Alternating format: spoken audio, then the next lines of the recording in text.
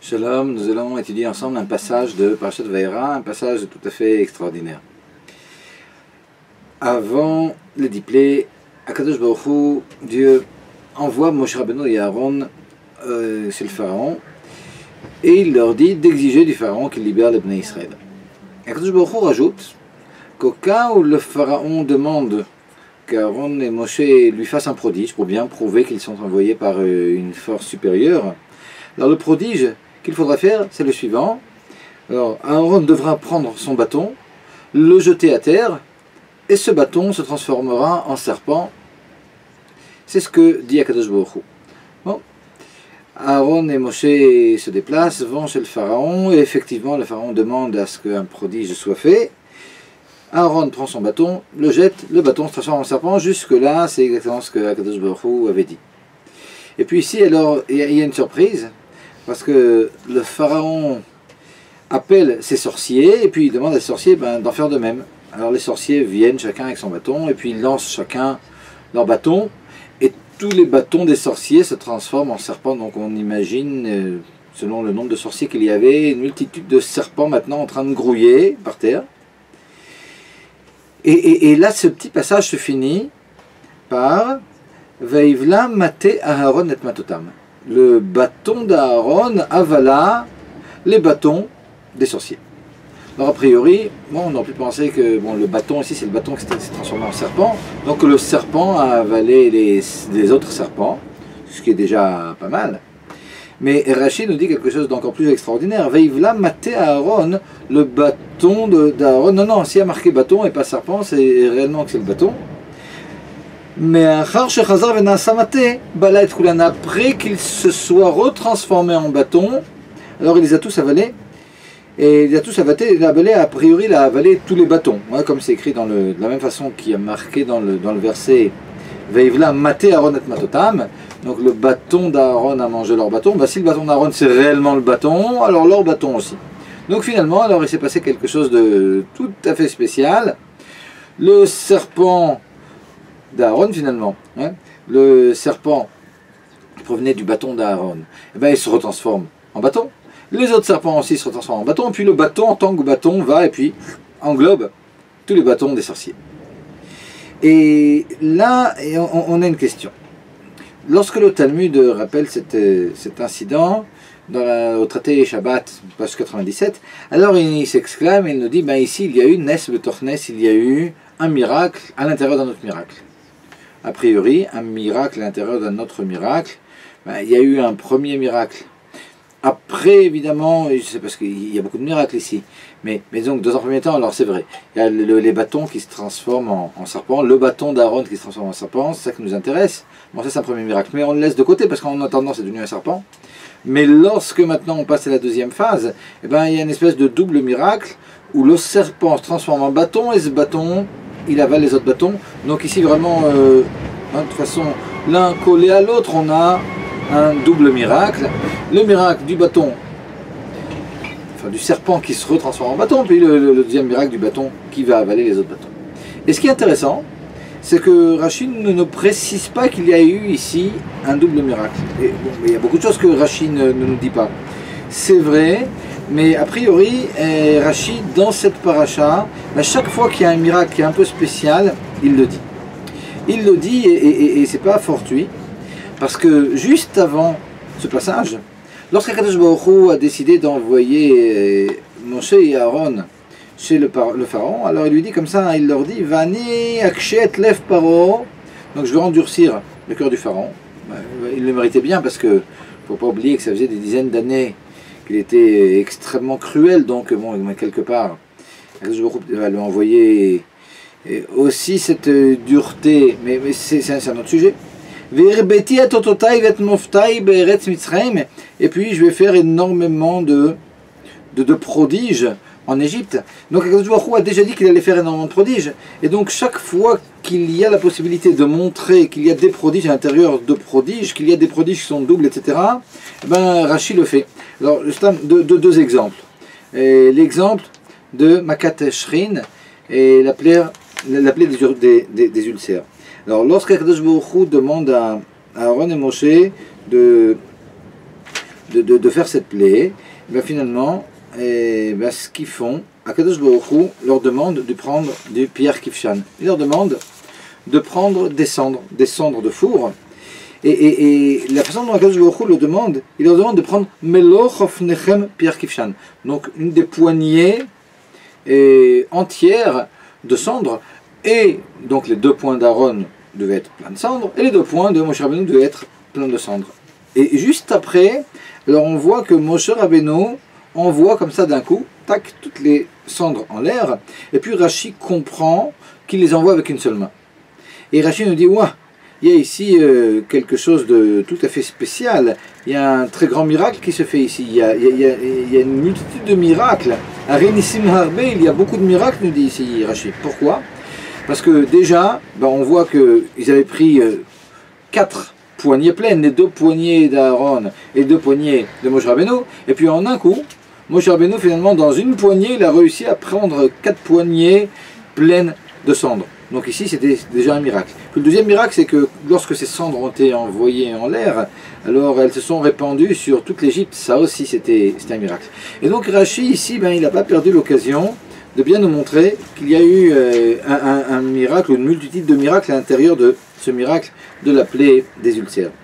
Mais juste après, il y a encore autre chose aussi, et un miracle double dans la plaie qui suit juste celle de Shrin, celle des ulcères, c'est la plaie de la grêle. Et dans la plaie de la grêle aussi, alors le verset nous dit Vaï varad ve'esh mitlakachat betoch habarad kaved meod. Il y eut de la grêle et puis il y avait du feu à l'intérieur de cette grêle. Le Rashi nous dit mitlakachat betoch habarad. Qu'est-ce que c'était que ce feu à l'intérieur de la grêle? Nes betoch nes. Il y a eu un miracle à l'intérieur d'un autre miracle. Ha'esh ve'habarad mouravin. Le feu et la grêle étaient mélangés l'un à l'autre alors que normalement, l'eau, la grêle c'est de l'eau, l'eau éteint le feu, mais ici pour pouvoir faire la volonté d'Akadosh Baruch Hu, l'eau et le feu on fait la paix. Et donc ici aussi il y a eu un double miracle. Alors d'abord la grêle c'était vraiment des blocs de grêle qui tombaient, quelque chose de miraculeux en soi, mais à l'intérieur de cette grêle, le fait qu'il y ait du feu, c'est vraiment un nes à l'intérieur d'un nes, un miracle à l'intérieur d'un miracle. Et puis Rashi, donc ne sait pas, il n'a pas caché cette chose, et pour bien montrer que les paroles d'Akadosh Baruch Hu du début et d'avant les prodiges et d'avant les plaies, qu'Akadosh Baruch Hu allait multiplier les prodiges, et pour bien montrer que cette chose-là s'est réellement réalisée, Rashi nous le dit. Voilà, regardez bien ici, il y a beaucoup de miracles, ici il y a un miracle à l'intérieur d'un autre miracle, etc. Et donc la question qui se pose, c'est pourquoi est-ce que Rashi, ici, par rapport au bâton le bâton qui s'était transformé en serpent, qui redevient bâton, qui en tant que bâton va avaler les autres bâtons, alors pourquoi Rashi ne nous apporte pas aussi, c'était l'occasion de montrer qu'il y avait ici un certain nombre de miracles. Et la réponse, elle est qu'en réalité, il faut comprendre qu'il n'y a pas 2 miracles, il y a ici un seul miracle, et puis on va essayer de comprendre aussi, après avoir expliqué pourquoi il n'y a ici qu'un seul miracle, et quelle est l'importance de tout ce passage. Alors pourquoi il y a un seul miracle? Alors pour cela, il faudrait peut-être expliquer d'abord ce que c'est qu'un miracle. Et dans toutes ces parachutes, alors dans la paracha de Shemot, puis après Vaera, puis après on voit énormément de miracles. Mais de façon générale, on peut diviser les miracles en 2 types de miracles. On a un premier type de miracle, on va donner des exemples, et dans lesquels alors on a une certaine nature, et puis cette nature, elle se transforme par miracle, miraculeusement, en une seconde nature. Mais une fois que ce miracle a été fait, il y a réellement une seconde nature. Au point où si l'on veut maintenant revenir à ce qu'il y avait précédemment, il faudra faire une action, refaire un miracle, mais un miracle c'est soutenu par une action qui va être faite par Moshe, par Aaron, mais il faudra finalement refaire un autre miracle pour pouvoir revenir en arrière. Alors où est-ce que l'on voit ça? Lorsque dans Parashat Shemot, Moshe Rabbeinu avait dit à Kadosh Baruch Hu, mais tu m'envoies, mais ils ne vont pas me croire les Bnei Israël. Alors Kadosh Baruch Hu lui dit, regarde, si tu veux, s'il y a un problème quelconque, tu pourras faire certains prodiges. Et Kadosh Baruch Hu propose 2, même un 3e prodige que Moshe Rabbeinu fera devant les Bnei Israël. Alors le premier, Moshe Rabbeinu et Kadosh Baruch Hu donc demande à Moshe de prendre sa main et puis de la rentrer comme ça en son sein, et il retire la main, et puis la main tout d'un coup s'est transformé en lèpre. Il a de la lèpre sur la main, une main lépreuse. Et il y a ici, quelque part, Akadosh Baruch Hu en a profité pour attirer un peu l'oreille de Moshe Rabbeinu.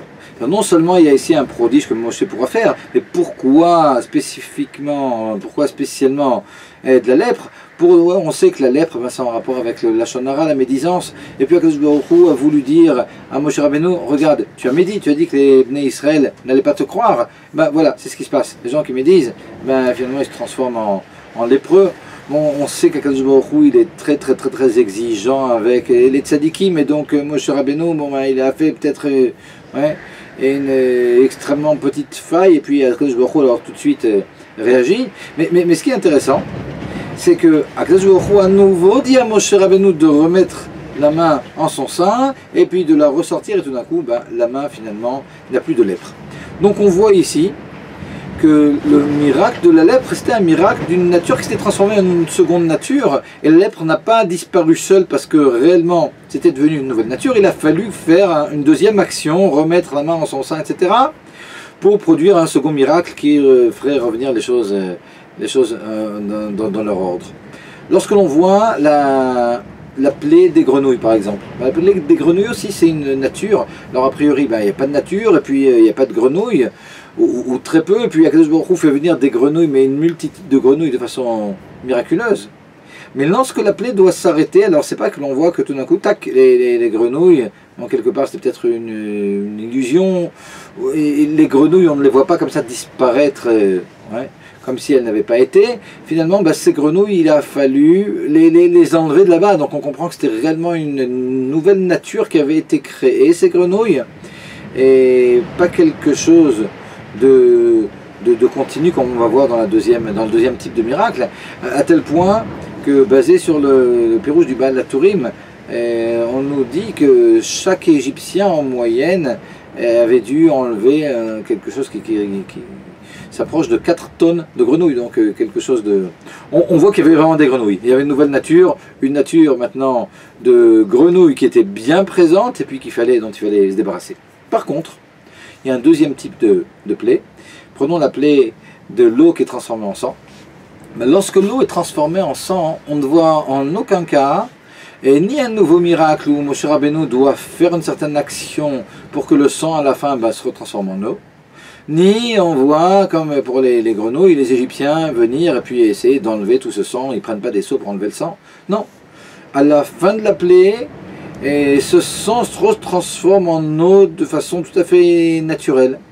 Finalement, quelque part, et puis même en réalité, pendant la plaie, on voit que ce sang c'était quelque chose qui était pas naturel, au point où lorsque les Bnei Israël buvaient, et ce qu'ils buvaient c'était réellement de l'eau. Donc ici c'est un tout autre type de miracle, c'est pas un miracle d'une nature finalement qui se transforme en une autre nature. On voit que la nature ici du sang et des fleuves et puis de toute l'eau finalement qui s'est transformée en sang, c'était une nature qui était une nature miraculeuse, au point où quand la plaie se finit, ce miracle disparaît et c'est fini, on n'a pas besoin d'un autre miracle finalement. Le miracle disparaît, et pas comme pour les grenouilles, qui étaient réellement des grenouilles matérielles, et puis il fallait s'en débarrasser. Et si on prend la séparation de la mer Rouge, alors là maintenant on passe à la Parashat Beshalach, et là aussi, ça nous est présenté dans le livre Sha'ar Yichud Va'emunah du Admor Zaken comme étant un miracle qui était continuel, donc pas une nouvelle nature qui a été créée, et puis maintenant, ça y est, la nature de l'eau, et que l'eau maintenant peut tenir comme ça naturellement, comme finalement deux barrières. Non, le fait qu'il y ait marqué que Akadosh Baruch Hu, pendant tout le temps de la traversée de la mer Rouge, a envoyé un vent extrêmement grand qui a fait finalement, qui a transformé l'eau en deux parois. Alors on comprend que c'est un miracle, parce que même avec un extrêmement grand vent, et ben, on comprend que l'eau ne peut pas être séparée puis se tenir comme ça, comme deux murs.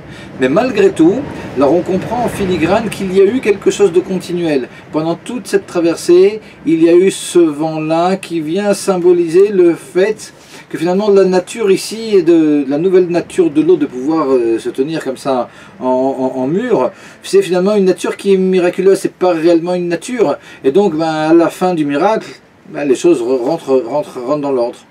Et quelque part, on pourrait dire que tout le miracle de la création, ben c'est aussi quelque chose de continuel, et pas comme pour les grenouilles, pas comme pour la main lépreuse de Moshe Rabbeinu, mais réellement, on sait d'après ce que nous dit le Baal Shem Tov, ça aussi c'est rapporté dans le livre Sha'ar Yichud Ve'emunah, lorsqu'on dit Le'olam Hashem dvarecha nitzav b'shamayim, alors le premier sens que veut nous dire ici David Amelech, Le'olam Hashem dvarecha nitzav b'shamayim.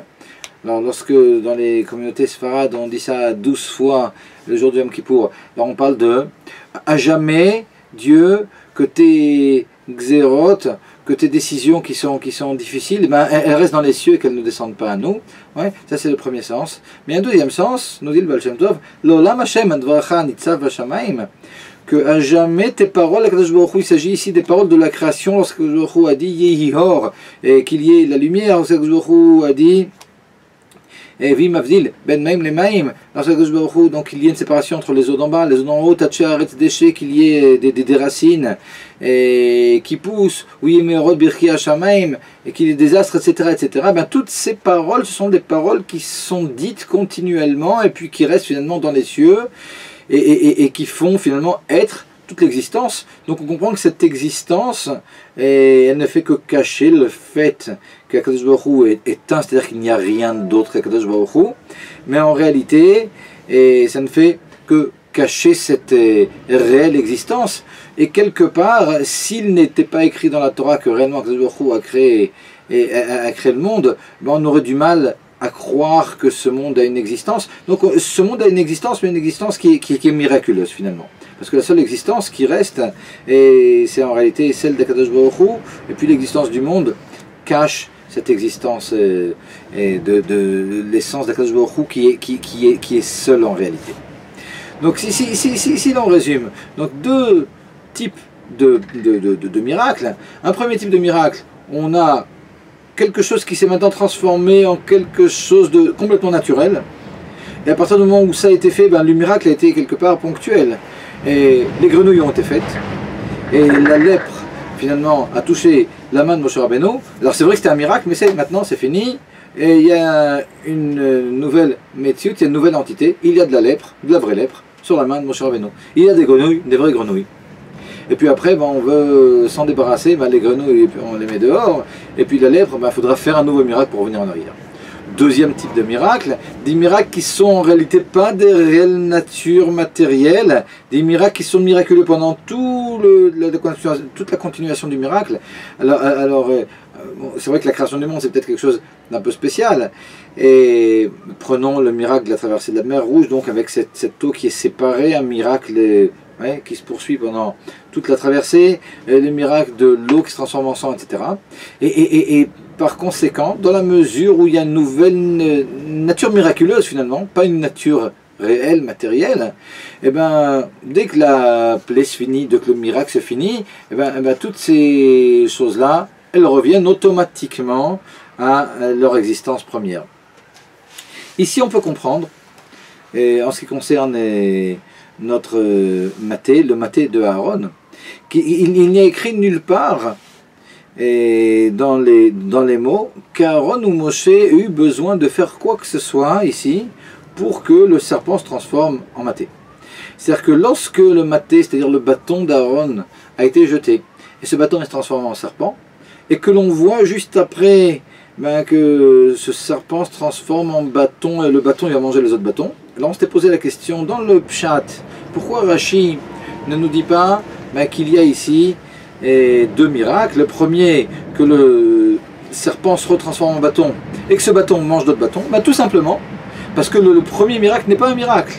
Le serpent qui se transforme en bâton, en réalité ce n'est pas un miracle, c'est tout simplement le serpent est redevenu bâton. Il y avait eu ici un miracle continuel qui s'arrête tout simplement, Et donc le seul nouveau miracle qu'il y a maintenant, ben, c'est le fait que le bâton mange les autres bâtons. Et donc Rashi ne nous dit pas ça dans le Pshat. Mais ce qui est intéressant, c'est qu'on a déjà vu un événement qui ressemble, un événement d'un bâton qui se transforme en serpent, et qui se retransforme en bâton, mais de façon complètement différente en réalité. Parce que lorsque dans Parashat Shemot, on a dit que Akadosh Baruch Hu, donc après la demande de Moshe, mais qu'est-ce qui va se passer s'ils ne me croient pas? Ils ne vont pas me croire, les Bnei Israël. Et Akadosh Baruch Hu donc le punit, alors il lui dit comme ça de faire un certain nombre de prodiges, mais il le punit aussi dans les 10 prodiges. Alors le premier, on a dit que c'était la main avec la lèpre, etc. Mais il y a un autre prodige qu'Akadosh Baruch Hu lui demande de faire. Akadosh Baruch Hu lui dit, prends ton bâton, jette-le par terre. Il le jette par terre et puis le bâton se transforme en serpent. Donc exactement quelque chose qui ressemble à ce qu'il y a dans notre paracha avec le bâton d'Aaron qui devant Paro, devant le pharaon, se transforme en serpent. Ouais, c'est ce qu'Akadosh Baruch Hu avait demandé dans Parashat Shemot à Moshe Rabbeinu de faire. Alors Rashi nous explique pourquoi il se transforme en serpent. Parce que le serpent, bah, ça représente le serpent, le premier serpent, à Nachash Kadmoni, le serpent qui avait parlé à Ève, à Chava. Et puis ce serpent, ben, il représente le Lachon Hara, ouais, la première médisance, la première mauvaise parole, ben, c'était celle du serpent finalement. Et là aussi d'une autre façon, alors on a l'histoire de lèpre et puis on a aussi l'histoire du serpent. Akadosh Baruch Hu veut dire à Moshe Rabbeinu d'une autre façon, ben, tu vois, tu as médit, tu as mal parlé et des Bnei Israël, et par conséquent ben, ce bâton se transforme en serpent. Mais lorsque il a fallu maintenant que ce serpent se retransforme en bâton, Akadosh Baruch Hu a demandé à Moshe Rabbeinu de faire une action, c'est-à-dire contrairement à ce qu'on a dans notre paracha, on ne voit absolument pas d'action qui est faite, et donc ben, le serpent c'était pas un réel serpent, c'était quelque chose de miraculeux, et puis ce serpent ben, disparaît tout d'un coup, il redevient bâton. Chez Moshe Rabbeinu, Akadosh Baruch Hu lui dit attrape-le par la queue, alors Moshe l'attrape par la queue, et puis au moment où il l'attrape par la queue, ben, ce serpent se retransforme en bâton. Et donc on comprend que, contrairement à ce que l'on a ici, dans l'autre paracha, ben, réellement, le serpent, c'était un vrai serpent. C'était un vrai serpent et donc il fallait faire une deuxième action pour refaire un miracle de retransformer finalement le serpent en bâton. Alors on pourrait dire, bon d'accord, on a compris, alors ça répond bien à la question. Et ici, dans la mesure où le serpent se retransforme en bâton automatiquement, alors on comprend qu'on n'avait pas réellement, comme dans la paracha précédente, et un miracle qui avait transformé quelque chose en nouvelle nature et qui nécessitait donc un deuxième miracle. Mais on a un miracle qui se poursuit et puis quand il se finit, ok, on a compris, le serpent se transforme en bâton, naturellement. Et donc il y a un seul miracle qui est le miracle du bâton qui mange le bâton. Ok, mais on pourrait se demander, bon, c'est-à-dire, mais pourquoi il y a cette différence? Ouais. Qu'est-ce qu'il y a de différent dans le bâton de Moshe Rabbeinu, celui d'Aaron? Ouais, pourquoi? Et ici c'est très beau. L'explication c'est la suivante. En ce qui concerne Moshe Rabbeinu, il fallait absolument bien montrer à Moshe Rabbeinu que avoir mal parlé des Bnei Israël, ben, c'était réellement une médisance qui rappelait la médisance du serpent. Donc il fallait absolument que le serpent ce soit un vrai serpent, pour bien montrer que réellement ce qu'avait fait Moshe Rabbeinu c'était quelque chose de grave et qui rappelait ce qu'avait fait le serpent Nachash Kadmoni, le premier serpent. Et donc il fallait que ce bâton se transforme en un serpent matériel, un réel serpent, une vraie réalité de serpent qui demandera après pour disparaître ben, un nouveau miracle. Ouais. Et ça c'était l'enseignement, le moussar qu'Akadosh Baruch Hu a voulu donner à Moshe Rabbeinu. Mais ici il fallait absolument que ce soit le contraire. Et pourquoi il fallait que ce soit le contraire? Alors pour ça il faut qu'on comprenne un peu toute la symbolique qui se cache derrière le bâton, le serpent, le bâton qui se transforme en serpent et le serpent qui se retransforme en bâton. Alors regardez. Le bâton, le maté, alors, maté, bâton, ça veut dire aussi ataya, celui qui se tourne. Celui qui se tourne, le maté, ça veut dire aussi mata. Mata, c'est ici-bas. Et le bâton ici, ben, ce qu'il représente, d'ailleurs dans la Kabbalah, lorsque l'on parle de l'enchaînement des mondes, on parle aussi d'un bâton, on parle d'une chaîne ou d'un bâton. Ouais. Ben, ce que représente le maté, il représente finalement la Gdusha, la sainteté d'Akadosh Baruch Hu, qui descend de haut en bas pour faire vivre les mondes jusqu'à ce qu'il crée finalement non seulement les mondes spirituels, mais aussi notre monde matériel et puis aussi l'impureté finalement. Tout provient de la création d'Akadosh Baruch Hu. Et donc ce maté, comme on dit, se mater, du Milshon Ataya qui vient du mot Ataya, se tourner, mais représente Akadosh Baruch Hu qui se tourne, il se tourne mata en bas, maté comme mata, Akadosh Baruch Hu qui se tourne en bas, qui se dirige vers le bas pour faire être finalement l'existence et toutes les existences spirituelles et matérielles de ce qu'il y a de plus haut dans l'essence divine. De l'essence divine, finalement, tout va découler. Et comme on dit, non seulement tout va découler, mais ce qui va découler aussi, c'est l'impureté qui provient aussi, finalement, de la volonté d'Akadosh Baruch Hu pour qu'il y ait libre arbitre, etc., etc. Ce que représente le serpent, alors le serpent, en dehors du fait qu'il représente, on a dit, bon, le serpent de Adam Arishon, mais le serpent, si on lit la Haftara dans Parashat Ve'era, donc notre Haftara, l'Haftara qui est sortie d'un passage du prophète Ézéchiel au chapitre 29, ben, il y a ici un passouk, un verset qui est extraordinaire. Dans ce verset, Paro est comparé à un serpent. Alors, lisons le verset. Daber ve'amarta Kadosh Baruch Hu dit au prophète Ézéchiel, Daber ve'amarta כה אמר השם אלוקים, הנני עליך פרעה מלך מצרים, התנים הגדול הרובץ בתוך יאוריו, אשר אמר לי יאורי ואני עשיתיני. Alors, le pharaon, il est comparé ici dans le verset, le pharaon roi d'Égypte, il est appelé à Tanim Agadol. Alors le Tanim ici, c'est comme le Tanim que l'on a dans notre paracha, c'est le grand serpent, Arovetz Betoch Yehorav, qui se couche à l'intérieur du fleuve, Asher Amar, non Asher Amar Li comme j'ai lu, Asher Amar Li Yori Vani Asitini, qui a dit, le Yehor, le Nil, il est à moi, Vani Sitini, c'est moi qui l'ai fait. C'est-à-dire que le pharaon en réalité, puis ça on le voit aussi dans la paracha, on voit le pharaon qui allait très très tôt faire ses besoins dans le Nil, et Akadosh Baruch Hu dit à Moshe Rabbeinu, va le voir quand il est dans le Nil le matin. Pourquoi il faisait ça? Alors Rachid nous dit, il se prenait pour une divinité. En réalité, là-bas ce qu'on voit, c'est surtout qu'il voulait faire croire aux autres qu'il était une divinité, donc il ne fallait pas que les gens sachent qu'il fait des besoins lui aussi, donc il allait faire tôt quand personne ne le voyait, et là-bas, et c'est comme ça que Moshe Rabbeinu va le prendre la main dans le sac, pour bien lui montrer que bon, il sait exactement de quoi il s'agit. Mais disons que quand on lit Rashi, on peut dire que bon, c'est un imposteur. Mais lorsque l'on lit la Haftara, on s'aperçoit que c'est beaucoup plus qu'un imposteur, c'est vraiment un fou, quoi.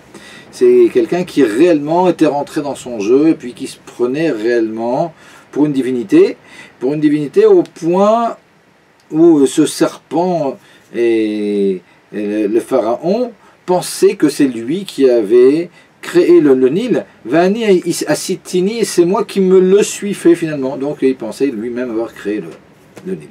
Maintenant, ce qui est intéressant, c'est que l'on apprend, les Chachamim nous disent, que dans cette Avodah Zara, le pharaon et puis toutes sortes d'autres idolâtres appelaient malgré tout Akadosh Baruch Hu Elaka d'Elkaya. Ils appelaient Akadosh Baruch Hu le Dieu des dieux. Et là, il y a quelque chose qui est intéressant, c'est que quelque part, alors il y avait une connaissance chez le pharaon, peut-être pas d'Akadosh Baruch Hu comme on le connaît, Yud Kevavke, mais de quelque chose qui était supérieur. Ouais. Donc il se prenait pour un dieu, il savait qu'il y avait quelque chose d'autre qui était plus haut, malgré tout. Mais malgré tout, il se considérait quand même pour un dieu et il pensait malgré tout qu'il avait une entité qui était complètement séparée. Alors, peut-être que dans la source, il y avait eu un rapport entre le Dieu créateur et lui, et quelles étaient ses théories. Alors ça, il faudrait vraiment aller chercher pour les comprendre. Mais ce qui est sûr, c'est que dans l'état actuel des choses, où maintenant Pharaon est un dieu à ses yeux, eh bien, Akadosh Baruch Hu, ouais, qui peut reconnaître peut-être comme Dieu, est complètement différent, indépendant. Il se sent indépendant, il ne se sent absolument pas en rapport, et évidemment aucune dépendance avec Akadosh Baruch Hu. Et lorsque Moshe Rabbeinu va prendre, ou ici Aaron, va prendre ce maté, va prendre ce bâton. Ce bâton, on a dit, qui représente la taïa d'Akadosh Baruch Hu, finalement le pouvoir créateur d'Akadosh Baruch Hu, qui comme un bâton comme ça va descendre et puis va faire être tout le monde spirituel et matériel jusqu'à ce qu'il fasse être aussi la Touma. Et ben, ce que montre ici Aaron dans ce bâton qui se transforme en serpent, c'est toi le serpent, ouais, comme nous dit ici Yecheskel, le pharaon, c'était donc, il est représenté par le serpent. Toi le serpent, ouais, ne crois pas que tu es une entité qui est séparée, parce que c'est le bâton lui-même qui s'est transformé en serpent, donc non seulement Akadosh Baruch Hu fait être toute la Kedusha, mais même cette Touma finalement, ben, c'est Akadosh Baruch Hu qui l'a fait être. Non seulement c'est Akadosh Baruch Hu qui l'a fait être, mais à la fin des temps, ben, tu verras que tu seras nouveau, tu retourneras, et lorsqu'il n'y aura plus de Touma, et puis que la Touma disparaîtra, ben, et qu'il n'y aura qu'Akadosh Baruch Hu de clair sur terre, et bien finalement toute cette entité de Touma disparaîtra, puis tout finalement sera réenglobé dans le bâton, c'est-à-dire dans l'existence divine. Mais pour pouvoir bien faire passer le message, ben, il fallait absolument qu'il n'y ait qu'un miracle, qui est un miracle, et donc le second du bâton, mais bien montrer qu'en réalité, lorsque le bâton s'est transformé en serpent, contrairement au serpent de Moshe Rabbeinu, qui devait être un réel serpent indépendant, quelque part, pour bien montrer à Moshe Rabbeinu, tu as fait du Lachon Hara, et donc tu es en rapport avec ce serpent. Ici, c'était tout le contraire. Ce qu'il fallait montrer au pharaon, c'était qu'à chaque instant, Akadosh Baruch Hu le faisait être. Et ça, c'est un passage comme ça qu'on retrouve dans Torah Or, et l'Admour Hazaken explique tout ce manganon, finalement, tout ce mécanisme du bâton qui se transforme en serpent, où lorsque le bâton se transforme en serpent, il se transforme en serpent, mais on a ici un miracle qui est continuel, et pas un serpent qui est devenu serpent, puis maintenant c'est devenu une nouvelle nature, parce que finalement, ben, on retombait alors dans le piège et dans l'erreur du pharaon, qui pensait que, bon, ben, peut-être qu'il avait été créé par Dieu précédemment, mais quelque part maintenant, ça y est, c'était devenu lui-même un Dieu, et puis il était complètement indépendant. Non, non, il fallait absolument que le pharaon comprenne qu'il y avait ici quelque chose de tout à fait miraculeux qui se continuait à chaque instant, et qu'à chaque instant, ce pharaon, avec toute sa vulgarité, ben, il continuait à être créé par Akadosh Baruch Hu. Finalement, le serpent tirait sa vitalité à chaque instant de ce bâton, et donc il n'y avait absolument pas besoin de faire quoi que ce soit pour qu'il se retransforme en bâton en fin de compte, parce que de toute façon, il n'avait jamais été réellement un serpent qui avait été indépendant. Et ça, c'était comme ça, et l'idée que je voulais faire passer. Et peut-être que ce qu'on peut comprendre à notre niveau, c'est que toutes les choses qui viennent dans la vie nous déranger dans la Avodat Hashem, et ben finalement ça représente un peu ce serpent. Ben c'est très encourageant de comprendre qu'en réalité, ben ces choses-là, ce sont des choses qui n'ont pas réellement d'entité, alors qui peuvent nous faire peur, mais lorsque l'on comprend qu'en réalité tout ça c'est la volonté d'Akadosh Baruch Hu, puis qu'Akadosh Baruch Hu à chaque instant c'est lui qui se transforme et qui nous apparaît comme ça, un petit peu comme un serpent, mais uniquement pour nous encourager, pour nous réveiller, pour que l'on prie, pour que l'on agisse, etc. Ben finalement, c'est quelque chose qui est encourageant, puis qui donne beaucoup d'optimisme. Bézant Hachem, que l'on sache ouvrir les yeux, puis retrouver autour de nous uniquement qu'Akadosh Baruch Hu, jusqu'à ce que les choses soient tout à fait claires à tous lors de la Géoula Amitit V'Ashlema Bekarov Mamash.